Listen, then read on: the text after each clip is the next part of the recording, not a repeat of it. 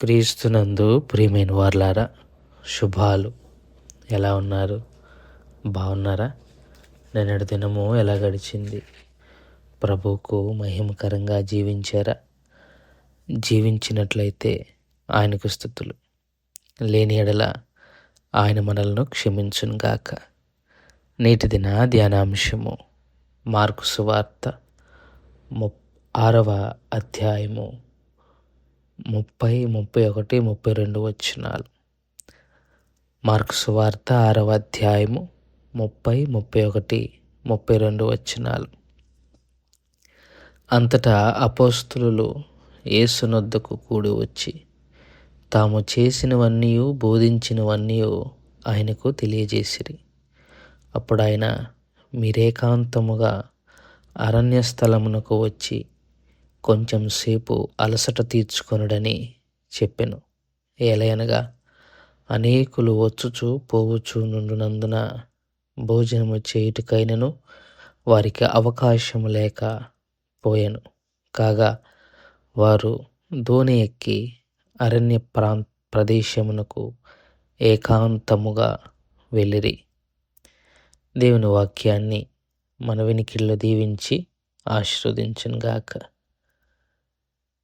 చదవబడిన లేఖన భాగంను పరిశీలన చేసుకుంటే, యేసుక్రీస్తు ప్రభువారు తన శిష్యులను సువార్త పరిచర్య కొరకై పంపిస్తారు. అయితే మధ్యలో బాప్తిసమిచ్చి యోహాను శిరచ్ఛేదనము గురించిన సంఘటన ఒకటి మార్కు సువార్తికుడు ప్రస్తావిస్తాడు. ఇది కూడా శిష్యుల సువార్తల్లో భాగమే. శిష్యుల సువార్త ఎంతగా విస్తరించిందో అని చెప్పటానికి ఆ సంఘటనను కూడా ఇక్కడ ఉదాహరిస్తాడు. హేరోదు వరకు శిష్యుల యొక్క పరిచర్య, యేసు ప్రభు వారి యొక్క పరిచర్య విస్తరించింది. అది చెప్పటానికి హేరోదు బాప్తిసమిచ్చి యోహాను శిరచ్ఛేదనం యొక్క సంఘటన మార్కు భక్తుడు ఇక్కడ ప్రస్తావిస్తాడు. మళ్ళీ వెంటనే శిష్యుల దగ్గరికి తన దృష్టిని మలచి యేసయ్య పంపించిన ప్రాంతాలకు వెళ్ళి మరి ఎంతకాలము వారు పరిచర్య చేశారు అన్నది ఇక్కడ ప్రస్తావన చేయలేదు. కానీ యేసయ్య దగ్గరకు రిపోర్ట్ ఇవ్వటానికి మళ్ళీ వచ్చారు. అంటే తామేం చేశాము, తాము ఏమి జరిగించాము అన్న విషయాలను యేసయ్యకు చెప్పటానికి వారు కూడి వచ్చారు. తిరిగి యేసయ్య దగ్గరికి వచ్చినట్టుగా మనము ఇక్కడ చూస్తాం. వాళ్ళు వచ్చిన అప్పుడు అక్కడ జరిగిన తాము చేసినవన్నీ బోధించినవన్నీ చెప్పాలి.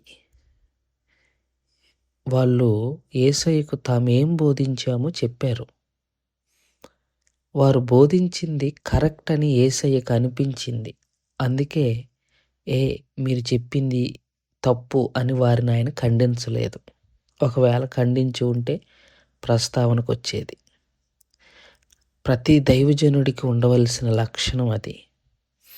తాను బోధించిన వాక్యమును ఎవరో ఒకరి దగ్గర, అనగా వాక్యము తెలిసిన వారి దగ్గర దాని గురించిన ప్రస్తావన చేసి తాము చేస్తుంది, బోధిస్తుంది సరైందో కాదో ఫీడ్బ్యాక్ తీసుకోవాలి.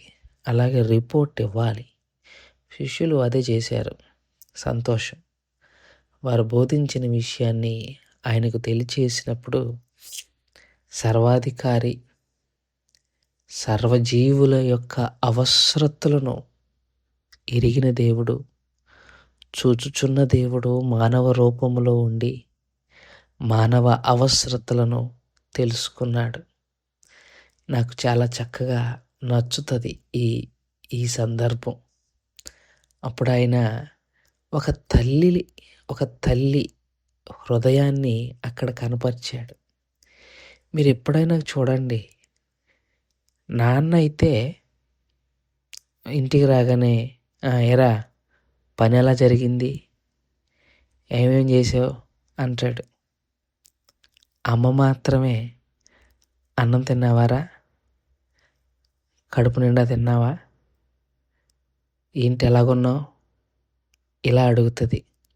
ఇక్కడ చూడండి, యేసయ్య కూడా అలాగే అడుగుతున్నాడు, అలాగే మాట్లాడుతున్నారు. చూడండి, మీరు ఏకాంతముగా అరణ్యమునకు వచ్చి కొంచెం సేపు అలసట తీర్చుకొనడి.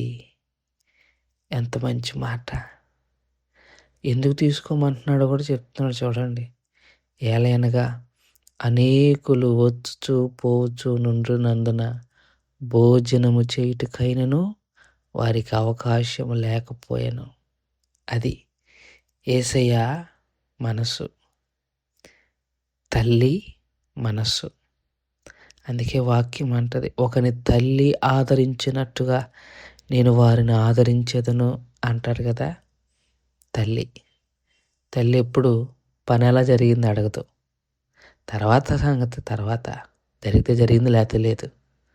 ముందు నా బిడ్డ అన్నం తిన్నాడా లేదా, నా బిడ్డ కడుపు నిండిందా లేదా, విశ్రాంతి ఉందా లేదా నా బిడ్డకు. నాన్న అలా కాదు, ఎలా జరిగిందిరా, ఆత్రం. ఇద్దరిని తప్పు పట్టడానికి లేదు.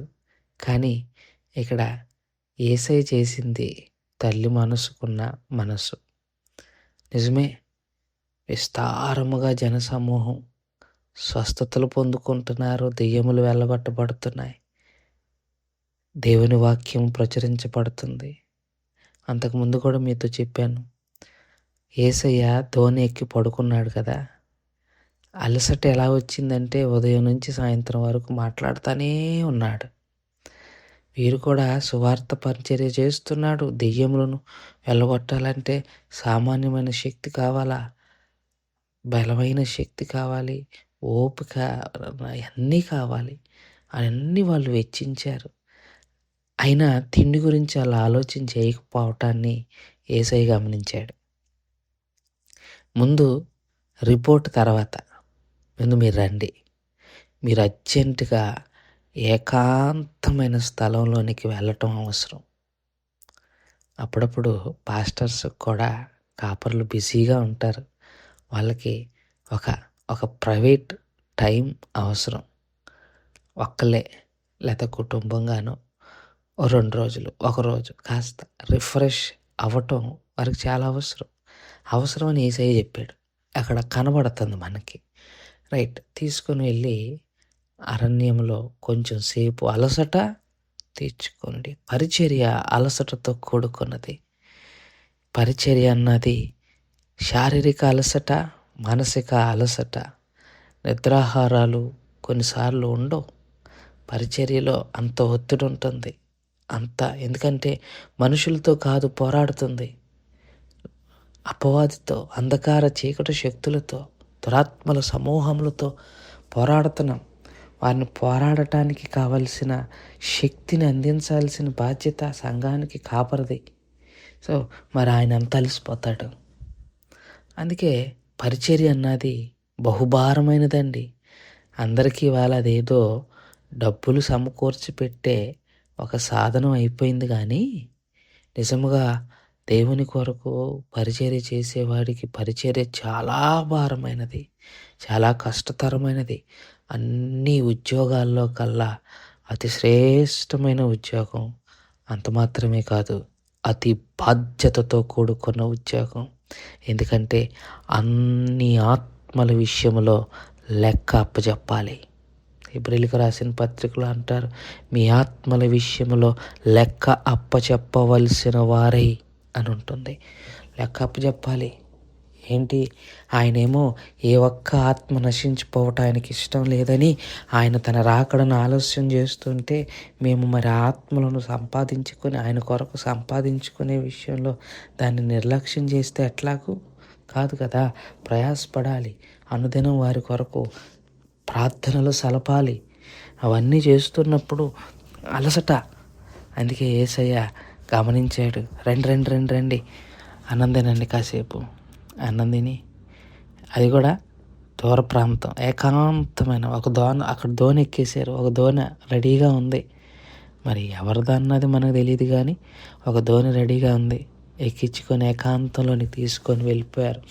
ఆ ఏకాంతము ఏంటి అన్నది మార్కు రాయలేదు గానీ, లోకాభక్తుడు 9వ అధ్యాయము 10వ వచనంలో ప్రస్తావన చేస్తాడు. అపోస్తలులు తిరిగి వచ్చి తాము చేసినవన్నీ ఆయనకు తెలియజేయగా, ఆయన వారిని వెంటబెట్టుకొని బెత్సయిదా అన్న ఊరికి ఏకాంతముగా వెళ్ళెను. సో, బెత్సయిదా అన్న ప్రాంతానికి వారిని తీసుకొని వెళ్ళారు. బెత్సయిదా అన్నదాన్ని 10వ అధ్యాయంలో యేసయ్య తిడతారు. కొరిజోనా బెత్సదా 13వ వచనంలో ఆయన 10వ అధ్యాయం 13వ వచనంలో లూకా సువార్తలో దాన్ని తిట్టినట్టుగా చూస్తాం. అయ్యో కొరాజీనా, అయ్యో బెత్సయిదా, మీ మధ్యన చేయబడిన అద్భుతములు తూరు సీదోను పట్టణంలో చేయబడిన పక్షమున ఆ పట్టణముల వారు పూర్వమే గోనె పట్టు కట్టుకొని బూడిద వేసుకొని కూర్చుండి మారు మనసు పొంది ఉందుదురు. మీకు అంటే శిష్యులు వెళ్ళి చేసిన ఆ గొప్ప కార్యముల విషయంలో బెత్సయిదా వారు మారకపోవటం వలన వారిని తిడతాడు యేసయ్య. సో, ఆ ప్రాంతానికి వారిని తీసుకొని వెళ్తాడు. ఏదేమైనప్పటికీ శిష్యుల యొక్క రిపోర్టు యేసయ్యకు సంతోషాన్ని ఇచ్చింది. అందుకే వారిని రెస్ట్ తీసుకొని కాస్త భోజనం చేసి నెమ్మది పొందమంటున్నాడు. యేసయ్యది తల్లి ప్రేమ, తండ్రి ప్రేమ. దేవుడి మాటలు దీవించును గాక. ప్రార్థన చేసుకుందాం. మమ్మల్ని మిక్కిలిగా ప్రేమించిన మా ప్రియ పరలోకపు తండ్రి, మీ పాదాలకు స్తోత్రాలు. చెప్పబడిన వాక్యాన్ని బట్టి మీకు స్తోత్రాలు. విన్న వాక్యం మా హృదయంలో భద్రపరుచుకొని వాక్యానుసారంగా జీవించగలిగిన కృపను దయచేయమని యేసుక్రీస్తు ప్రభువారి పునినామములో అడిగి వేడుకుంటున్నాం తండ్రి. ఆమేన్. God bless you.